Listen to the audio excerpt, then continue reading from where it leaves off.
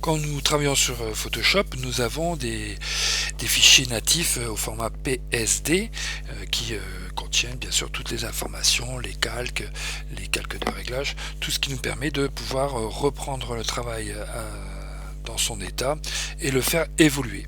Bien sûr, ce fichier, il nous faut Photoshop pour pouvoir l'ouvrir. Si vous devez exporter ce document en version exploitable directement, soit pour la création du site, soit pour un client, il vous faut trouver un format d'exportation. Alors ici, on va passer par le menu Fichier et prendre une exportation.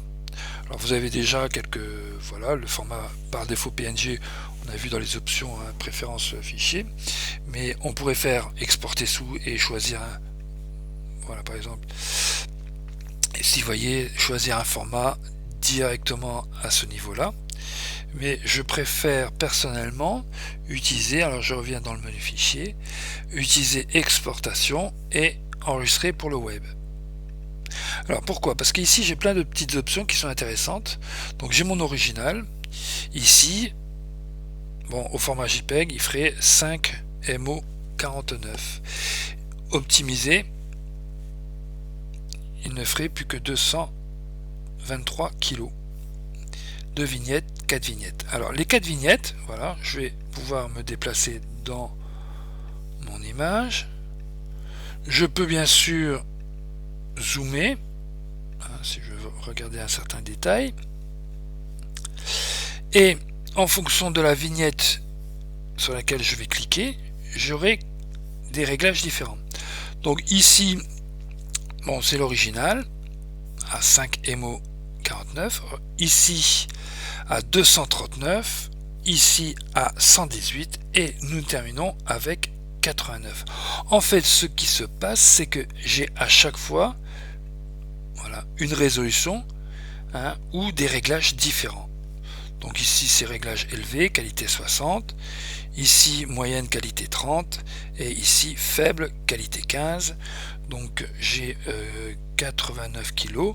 Alors c'est intéressant, par exemple, si vous devez fournir une bannière publicitaire pour un journal en ligne, eux ils vont vous demander des images d'une certaine taille en poids, en kilo-octets.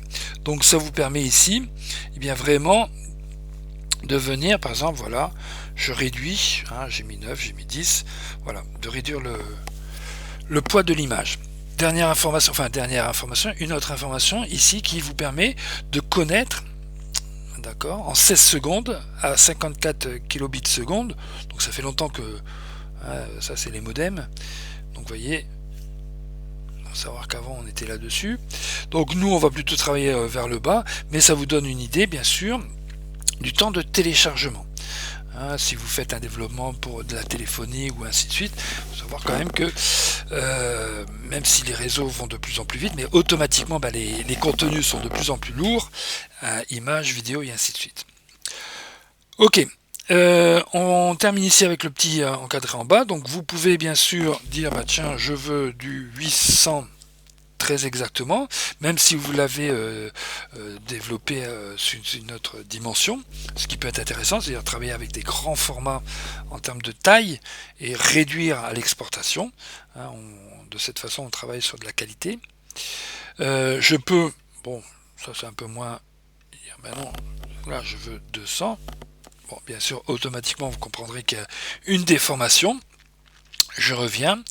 Alors, ce qui est très intéressant aussi, c'est dire, tiens, je veux 10% de mon image.